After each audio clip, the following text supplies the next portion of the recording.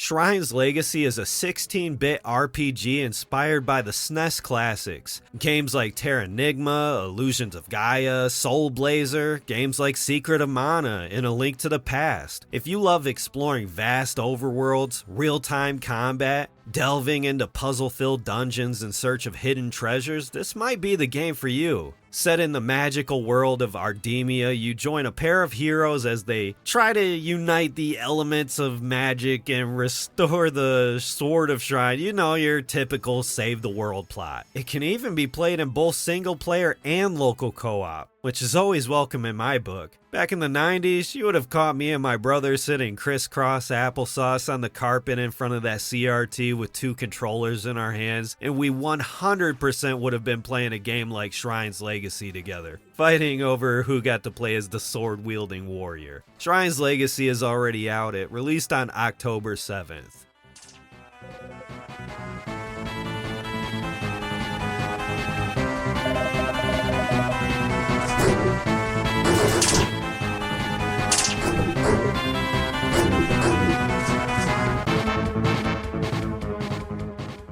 Next we have Mohrta, and believe it or not, this game was made using GZ Doom. I think it's crazy that we're still seeing this engine being pushed to its limits. Mohrta is a non-linear dark fantasy shooter set across 5 massive maps, drenched in atmosphere, and I can only describe it as bizarre, which tends to be the type of games I gravitate towards anyway, so keep them coming. Each dimension can be tackled in any order, equipment and weapons can be upgraded for multiple playstyles, and it's not just your typical boom shoot. You're going to be talking to NPCs and going on quests. It's very much an RPG. This game is also already out. It released on October 14th.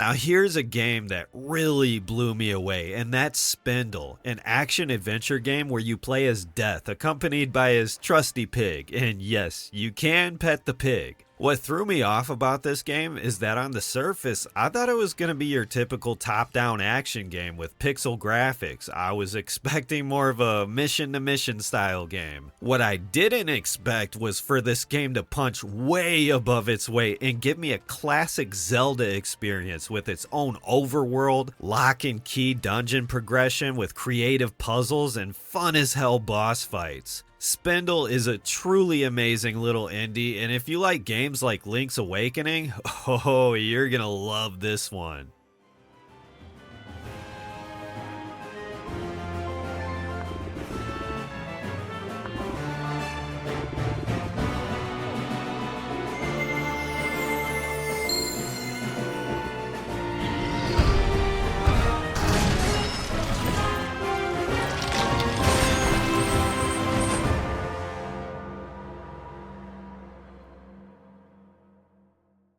If there's one thing I love about indie games, it's just how damn over the top and ridiculous they can be. So you can bet your ass I'm interested in a game where you play as a little girl causing absolute chaos, where the plot of the story is her tracking down her lost plushie Bun Bun. If I could describe this game in a nutshell, I would say A Hat in Time mixed with Serious Sam. It's cute, it's hilarious, and it has tons of content for a game that's under 20 bucks. Absolutely unhinged ADHD simulator, and I love it. That's okay. If you want to play, I can bring the whole toy box. So, looks like I'm not the only one with big guns.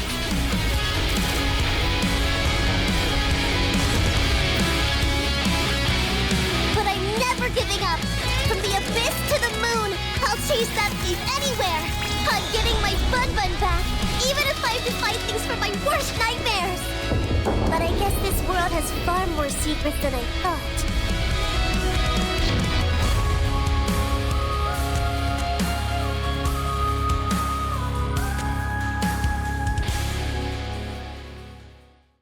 Now, Necesse is a game that's been out for a while. I've known about it for about 5 or so years now, but I wanted to throw it on here because it just released in 1.0. Now, I never got around to this game because I know myself, and this is the type of game that I would spend over 100 hours in. I tried Terraria a few years back, and I clocked in over 150 hours, and I wasn't even scratching the surface. I just don't know if I have that type of time anymore, but if you like games like Terraria, like Core Keepers, Stardew Valley, this has become a cult classic over the years, and I've heard nothing but good things about Necesse. God forbid we ever get locked inside our homes again, but if we ever do, I'm definitely pulling the trigger on this one.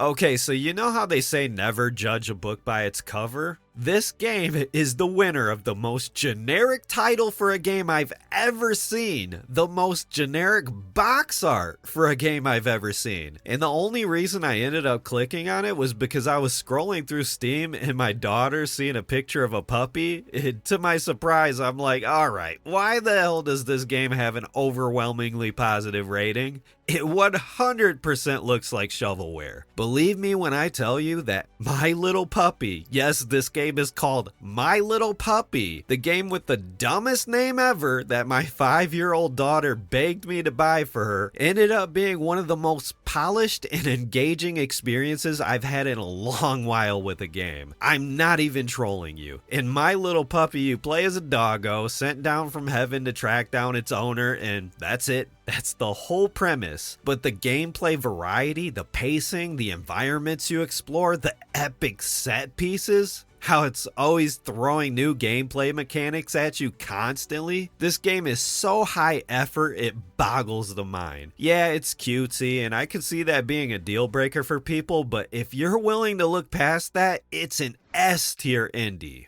Moving on to another overwhelmingly positive game, which if you know, you know, it's like the holy grail that every indie studio strives for. We have Look Outside, a survival horror RPG set in a single apartment building. We have resource management, turn-based combat, grotesque body horror, and just overall an unsettling game in general. I love the art style of this game. It's very earthboundy. I haven't personally played it yet, but I'm hearing a lot of people declaring this a masterpiece alongside the likes of Silent Hill 2 and Resident Evil. Now, I don't know how true this is, and this could just be recency bias. People do tend to hype up a good game and turn it into a great game. It happens all the time. But at the very least, I think it's worth checking out.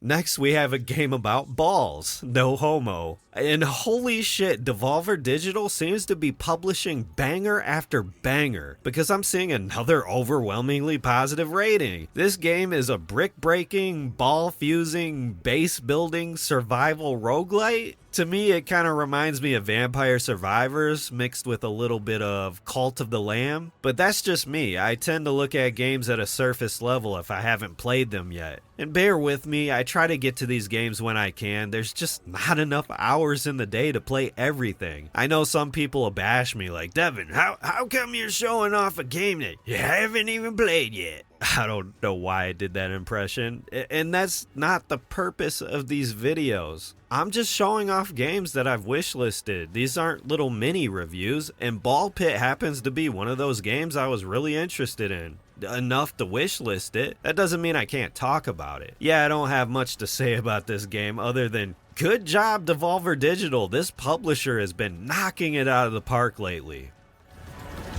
Ball Pit. Descend into chaos. Then we have another studio I always keep my eye on, and that's Inti Creates. This is another studio that makes some great ass games. Gunvolt, the 8-bit Bloodstained games, the Blaster Master series. They've become one of my favorite indie studios over the past decade. And when I seen Majogami in that paper-like art style, it kind of reminded me of another game I played back on the Wii. It was called Muramasa the Demon Blade. I just love this art style, and I haven't seen it explored much since then. But yeah, the combat looks flashy as hell, it looks anime as hell, it's got waifus. Overall, I'm excited to play this one because Inti Creates, like, they got some really good quality games.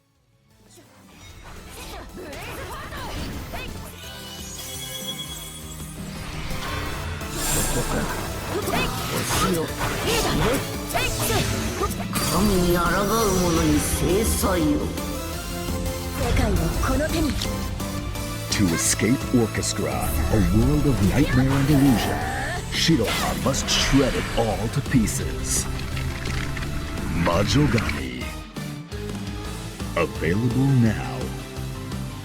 Inti Creates. You know what I just realized is I stopped giving out release dates on this video because every single game on this list is already out. The last game I wanted to mention is Dinocop, a funny, charming detective noir style game where you explore crime scenes and solve mysteries armed with a detective journal and a magnifying glass. One thing that really threw me off was just how dark and mature this game was. I had no idea what I was getting into, but overall it's dripping with charm, it's funny as hell, and the investigations are not afraid to challenge you. It can be pretty cryptic at times, but that's it for me. I'm hoping I have time to bust out a few of these over the weekend, and I hope I showed you something cool today. Anyways, happy gaming, and I'll catch you in the next one. Later.